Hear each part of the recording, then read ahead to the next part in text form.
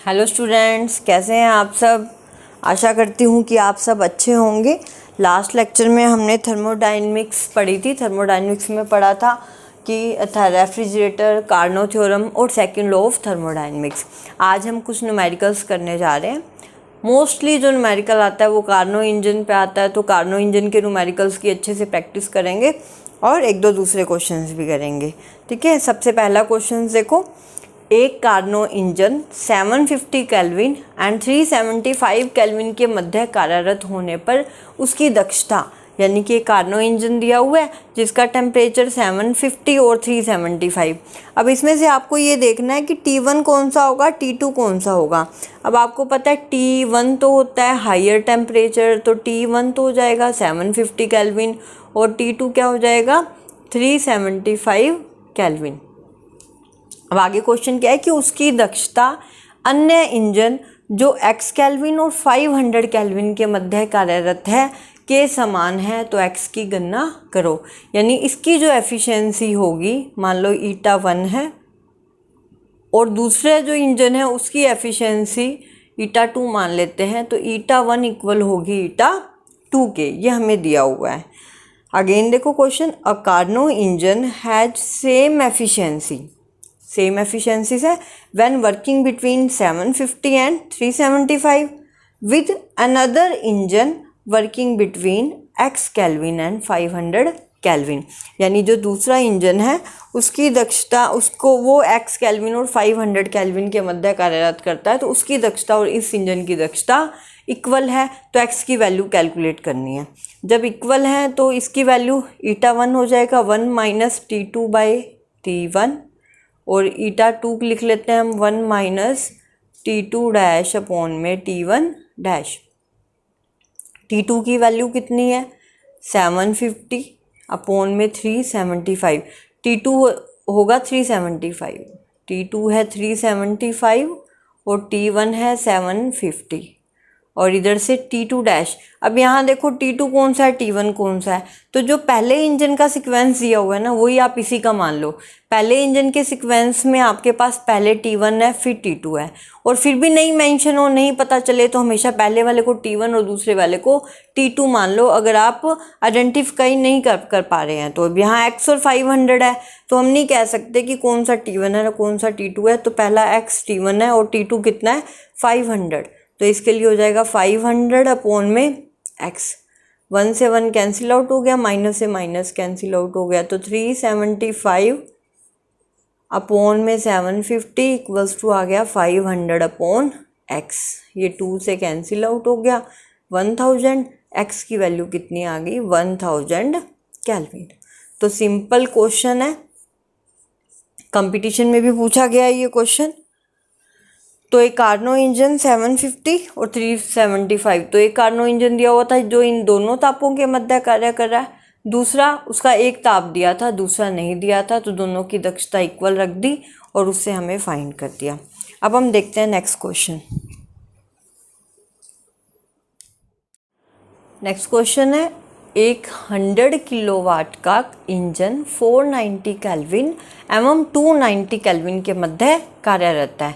यानी आपको एक इंजन दिया हुआ है जो 490 केल्विन और 290 केल्विन के मध्य कार्य कर रहा है। इसमें आपको निकालना है अवशोषित ऊष्मा, विसर्जित ऊष्मा और दक्षता की गणना करो।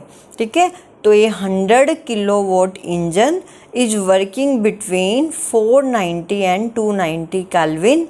Calculate absorb it heat discharge and efficiency, तीनों निकालने हैं। ठीक है, सबसे पहले हम निकालते हैं एब्जॉर्ब हीट यानी कि Q1। तो Q1 के लिए क्या चाहिए, आपको पता है दक्षता क्या होती है, eta equals to work done upon में Q1, कार्नो इंजन के लिए दक्षता।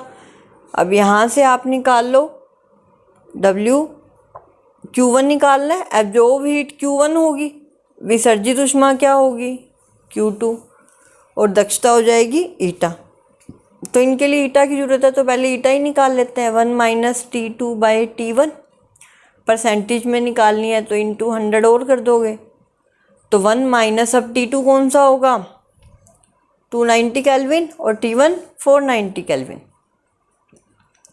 290 अपॉन में 490 इंटू 100, ये हो गया 490 माइनस 290, तो ये आ जाएगा 200 अपॉन में 490 यानी कि 20 अपॉन में 49 इंटू 100, ये परसेंट में आ जाएगी। तो अप्रोक्स आप इसको सोल्व करोगे तो 20 अपॉन में 49 है, इसको अप्रोक्स अगर मैं 50 मान लूँ तो 50 और 5 4 जा तो लगभग 40% आ गया। ऑलमोस्ट 40 से इसको हमने 49 को 50 माना है, नीचे वाला ज़्यादा माना है तो ऊपर वाली वैल्यू थोड़ी सी बढ़ा दो। ऑलमोस्ट हम इसको क्या मान लेंगे 40 पॉइंट समथिंग मान लो, 40.7%। ठीक है, अप्रोक्स वैल्यू बताइए हमने, एग्जैक्ट आप कैलकुलेट कर सकते हैं।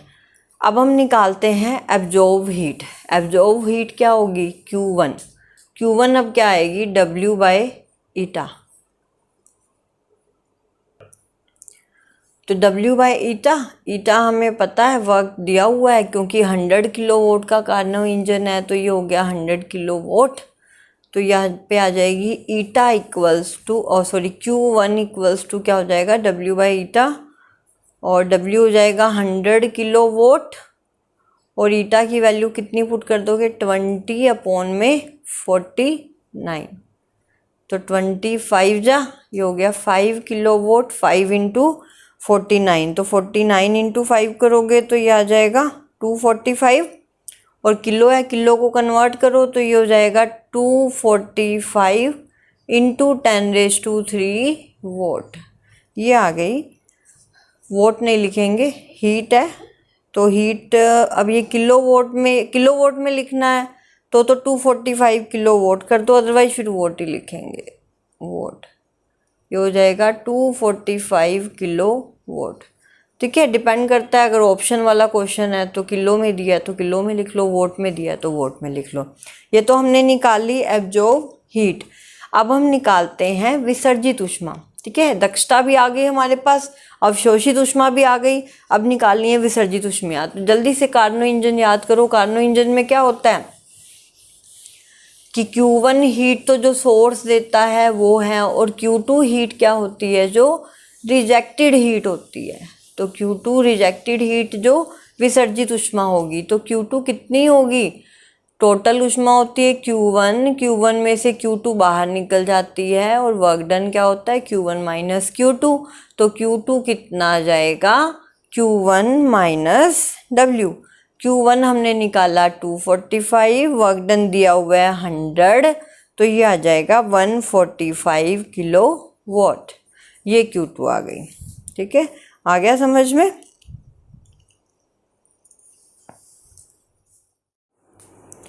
नेक्स्ट क्वेश्चन है, एक Carnot engine 27 degree centigrade and 227 degree centigrade के बीच परिचालित है, वही कार्य कर रहा है तथा 100 हॉर्स पावर शक्ति उत्पन्न करता है। दिया क्या हुआ है कि कार्नो इंजन इन दो तापों के मध्य कार्य कर रहा है। इसका मतलब T1 तो हो गया 227 और T2 कितना हो गया 27, तथा 100 हॉर्स पावर शक्ति उत्पन्न करता है। 100 horse power, 1 horse power 746 vote के इक्वल होता है। इतनी शक्ति उत्पन्न कर रहा है तो वर्क दिया हुआ है। तो इंजन द्वारा अवशोषित ऊष्मा और निष्कासित ऊर्जाओं की गणना करनी है। पॉज करो और पहले क्वेश्चन खुद ट्राई करो, जो हमने क्वेश्चन किया अभी तो उसी के टाइप का क्वेश्चन है। जल्दी जल्दी ट्राई करो। कर लिया? चलो अब देखते हैं। A Carnot engine operating between 27 degree centigrade and 227 degree centigrade. It produces power 100 horsepower. Calculate the energy received and rejected by the engine. तो वो हमें निकालनी है। T1 हो गया 227 यानी कि 500 केल्विन। T2 हो गया 300 केल्विन। केल्विन में कन्वर्ट करना है तो 273 से ऐड कर दोगे। कार्य कितना दिया हुआ है 100 हॉर्स पावर। 1 हॉर्स पावर होता है 740 वोट के इक्वल, तो ये हो गया 740 गुना 100 वोट। ठीक है, अब देखो सबसे पहले हमें निकालनी है एब्जॉर्ब्ड हीट और रिजेक्टेड हीट। एब्जॉर्ब्ड हीट यानी कि Q1 कितना हो जाएगा, अब आपको पता है ईटा होता है वर्क डन बाय Q1, और ईटा किसके इक्वल है 1 माइनस T2 बाई T1 के। तो Q1 कितना हो जाएगा, इसको वर्क के अपॉन में ले जाओ, वर्क डन अपॉन में 1 माइनस T2 बाई T1, ये Q1 की वैल्यू आ गई। वर्क डन दिया हुआ है 746 इंटू 100, T2 कितना है 300 और T1 है 500, तो 1 माइनस 3 अपॉन 5, तो 5 माइनस 3 अपॉन 5 यानी कि ये हो गया 2 अपॉन 5, 2 अपॉन 5, और इसको आप लिख लोगे 74600 और यहाँ हो जाएगा 5 अपॉन 2। अब इसको काट दो, कितना आ जाएगा 2 3 जा 6 और 2 7 जा 14, 2 3 जा 6, 3 7 3 इंटू 5 कर दोगे तो 5 3 जा 15, 7 5 जा 35 36, 3 कैरी 15 और 3 ये हो जाएगा 186500 वोट। यहाँ गई वोट लिखा है ना, इसका मतलब अब यहाँ पे वोट ना देकर आपको ये कह दे कि पर सेकंड में कितनी ऊष्मा निष्कासित करता है, तो बात वही है, क्योंकि पावर की यूनिट होती है वोट। पावर का मतलब क्या हो जाएगा कि 1 सेकंड में किया गया कार्य है, ठीक है, तो वर्क अपॉन टाइम पावर होता है। तो यहाँ पे क्या आ रहा है कि कार्य पर सेकंड दिया हुआ था और ऊष्मा भी पर सेकंड ही निकाली है हमने, ठीक है। अब निष्कासित ऊष्मा निकालनी है, तो निष्कासित ऊष्मा कितनी हो जाएगी, Q2 equals to Q1 minus W। Q1 कितना है 186500 माइनस वर्क डन कितना आ जाएगा, वर्क डन हो जाएगा 74600 वोट। माइनस करोगे तो ये आपके पास अप्रोक्स आ जाएगा 111900 वोट, ठीक है। ये आ गई Q2 यानी कि रिजेक्टेड हीट, ठीक है। आ गया समझ में। नेक्स्ट क्वेश्चन देखो,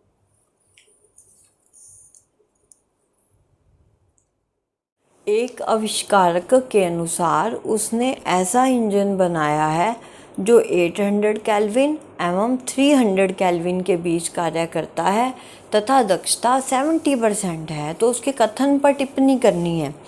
देखो, N inventor claim to have developed an engine operating between 800 Kelvin and 300 Kelvin temperature and capable of having an efficiency 70%, comment on his claim।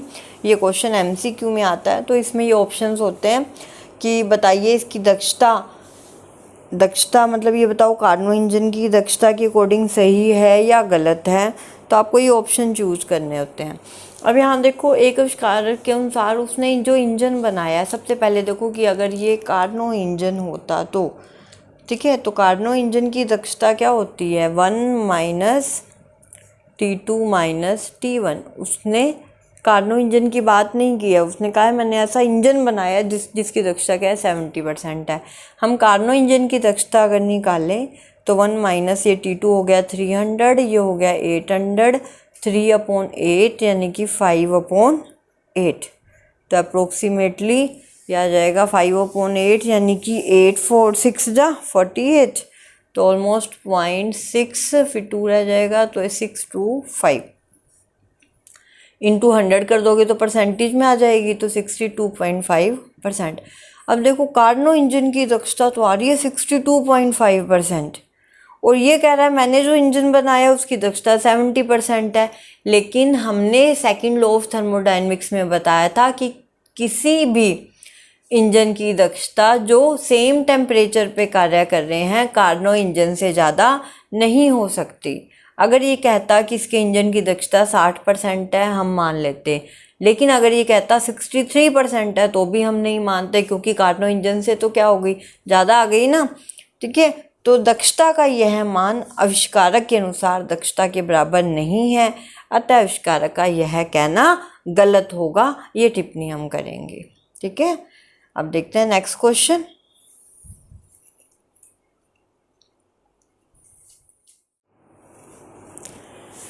अब देखो, एक कार्नो इंजन की दक्षता 40% है, इसके सिंक का ताप 100 डिग्री सेंटीग्रेड घटाने पर दक्षता 20% बढ़ जाती है।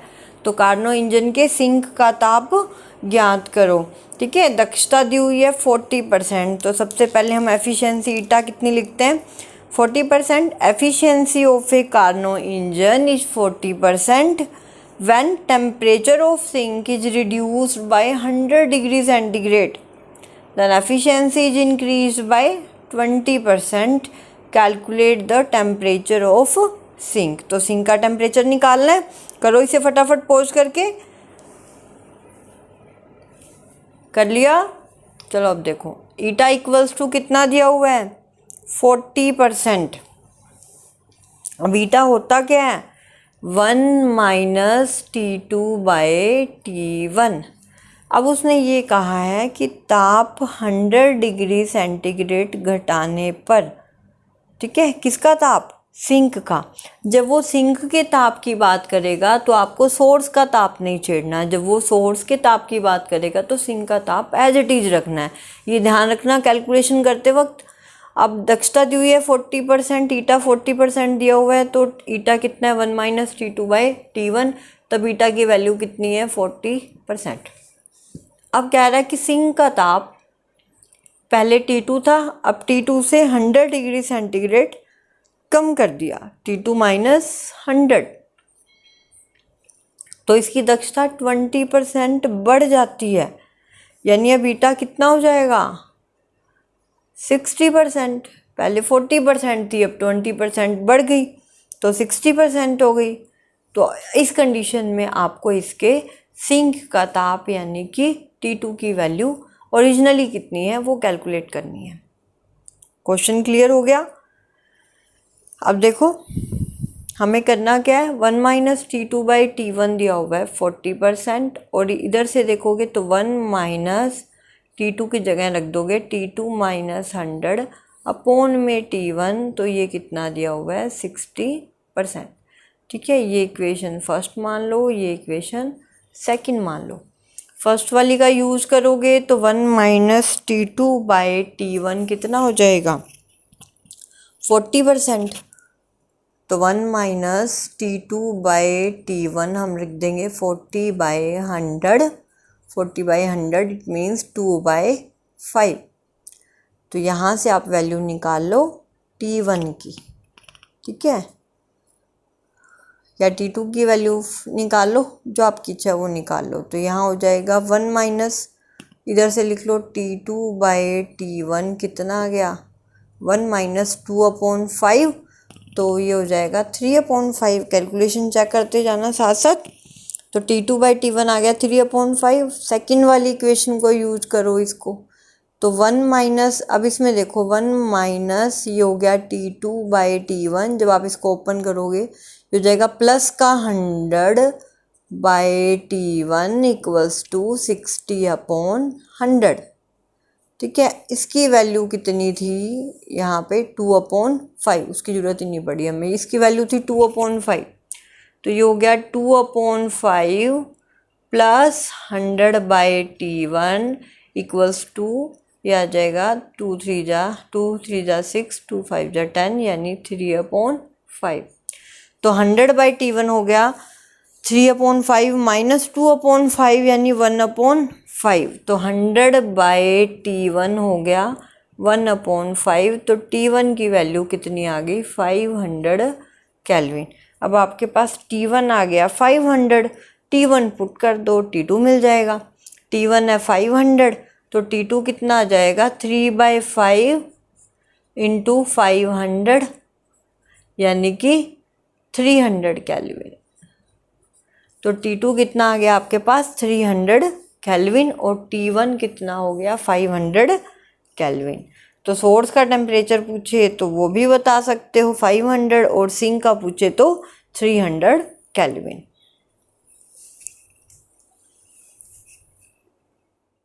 एक कार्नो इंजन की दक्षता 1/6 है। सिंक का ताप पहले की तुलना में 65 डिग्री सेंटीग्रेड कम करने पर उसकी दक्षता बढ़कर 1/3 हो जाती है। इंजन के सोर्स तथा सिंक के प्रारंभिक एवं अंतिम ताप ज्ञात कीजिए। The efficiency of a Carnot cycle is 1/6। if on reducing temperature of the sink by 65 degree centigrade, the efficiency become 1 by 3. Find the initial and final temperature which the cycle is working. एक Carnot engine की दक्षता 1/6 है, तो sink का ताप पहले की तुलना में 65 डिग्री सेंटीग्रेड कम करना है। सबसे पहले ईटा क्या हो जाएगा, 1/6 इक्वल्स टू 1 माइनस T2/T1। अब यहाँ पे देखो कि 1/6 इक्वल्स टू 1 माइनस T2/T1। अब T2 कितना करना है, 65 डिग्री सेंटीग्रेड कम करना है, यानी T2 डैश क्या हो जाएगा, T2 माइनस 65। अब T डैश हो गया, T2 डैश हो गया। अब ईटा कितनी हो जाती है, उसकी दक्षता 1/3, तो ईटा हो गया 1/3 इक्वल्स टू T2 डैश की जगह क्या रख देंगे, T2 माइनस 65। तो 1/3 इक्वल्स टू 1 माइनस, यहाँ जाएगा T2 माइनस 65 अपॉन में T1। अब इसको सोल्व करते हैं, T2 माइनस 65 अपॉन में T1।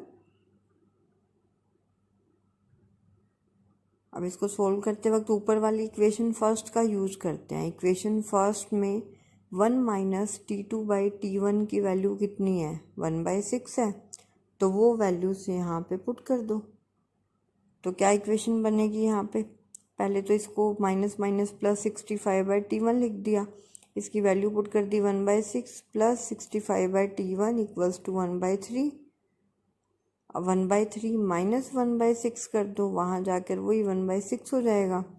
तो इक्वेशन बनेगी 65/T1 इक्वल्स टू 1/3 माइनस 1/6।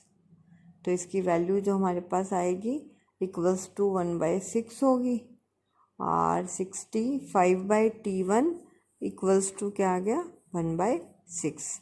तो T1 कितना आ गया, 65 इंटू 6 यानी कि 390 केल्विन। अब T1 की वैल्यू मिल गई, T2 कैलकुलेट करना है तो कोई भी एक इक्वेशन यूज़ कर लो। तो T2/T1 यहाँ से देखो इक्वल्स टू क्या हो जाएगा, 1 माइनस उधर ले जाओ, 1 माइनस 1/6। इक्वेशन फर्स्ट का यूज़ कर रहे हैं, इक्वल आ गया 5/6। तो T2 कितना आ गया, 5/6 इंटू 390, कैंसिल आउट कर दो 6 के टेबल से। तो 65 इंटू 5 कितना होता है, 325 केल्विन।